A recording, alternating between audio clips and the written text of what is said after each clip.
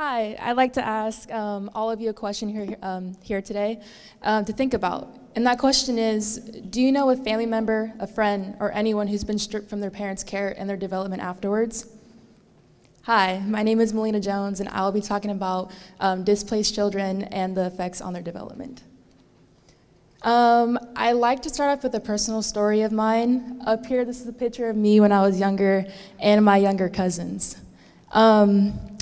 My two cousins came out of the Arizona foster care system to move back here to California to live with my family and I almost about 3 years ago.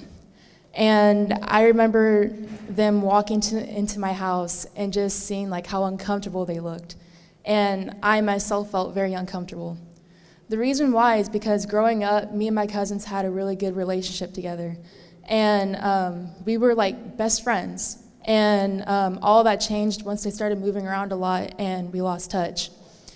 My parents decided to do a lot of family activities to rekindle a bond that we lost with my cousins. And soon my cousins began getting comfortable being around us and began opening up. But there was something that was still different about them, and that was their behavior.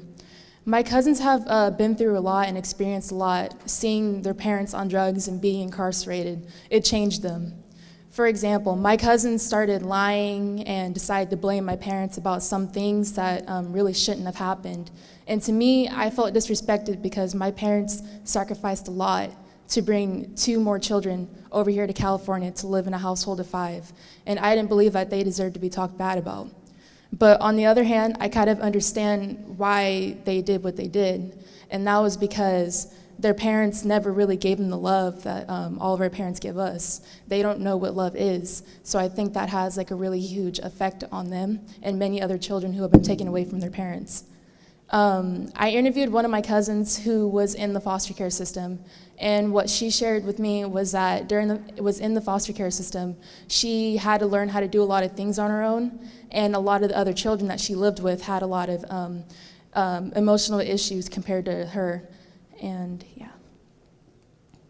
So during my research, I found some positive and negative effects from foster care.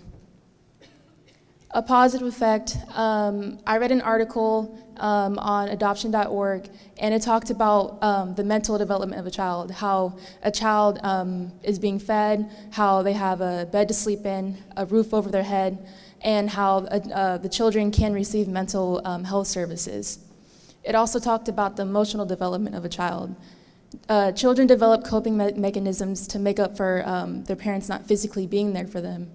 And in all, the article just summed up how it takes a lot of time, effort, and support to really help these children and make a difference in their lives. A negative consequence from foster care. For this one, I interviewed my mom, who was a supervisor at the Children's Village here in Santa Rosa. And what she shared with me was that when a child turned 18 and they had to leave the foster care system, and once they left, they almost were immediately homeless unless some family member or friend or anyone decided to take them in. On top of that, during her history, she has seen and dealt with kids with emotional issues such as depression or anger just acting out. And with my cousins, for example, my cousins get really upset and angry when they don't understand a lesson or something that's being taught to them. Or they're always looking for approval. Like they always say, I love you whenever they see us because, again, they don't know what real love is, and they really need that in their lives, especially when they're this young. A novel that I read was called Ellen Foster, which is written by Kay Gibbons. This is a story about a little girl named Ellen who lived in the south of the United States and the many hardships that she faced during her childhood. Ellen's father was a drunk and abusive, and her mother was really ill and ended up overdosing on medication due to the abuse that she faced from her husband. And from seeing her mother suffer like that, Ellen would always imagine ways of like how she would kill him, even if it meant doing it herself. One day, Ellen went to school, and one of her teachers noticed a bruise on her arm. And from there, the teacher reported it, and Ellen was stripped from her father's care. From there, Ellen went to go live with her art teacher, Julia, and her husband around the time of her birthday.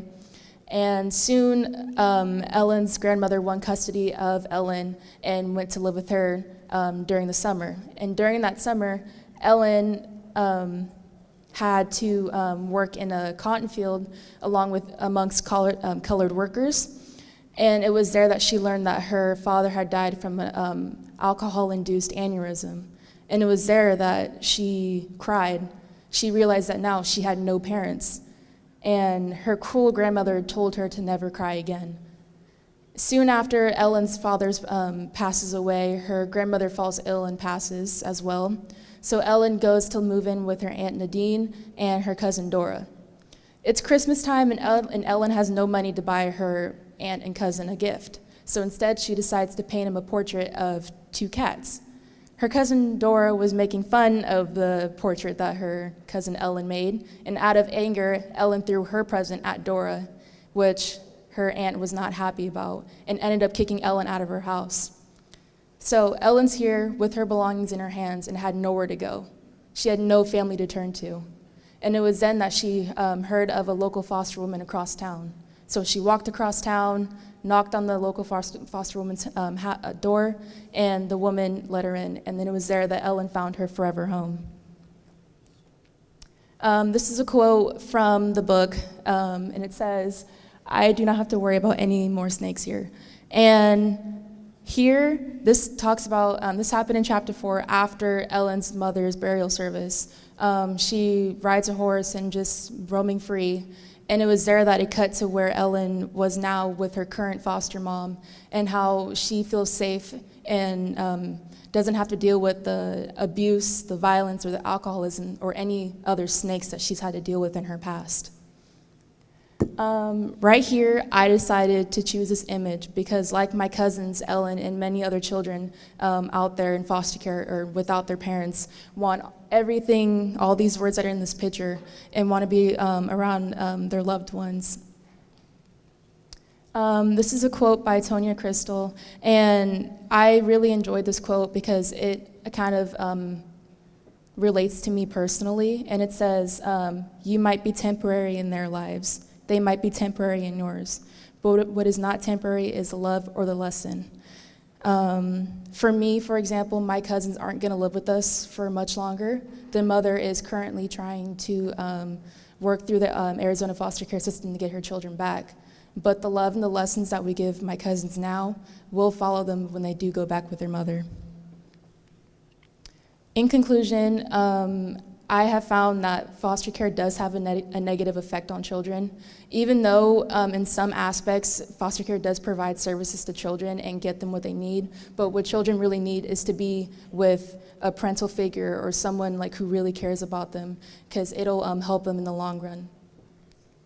I like to leave you here at this picture. This is a boy who was recently adopted by his new foster parents, and I believe that here the boy might have thought that no one wanted him. And you can see here the expression on his face of joy that he has now found his forever home.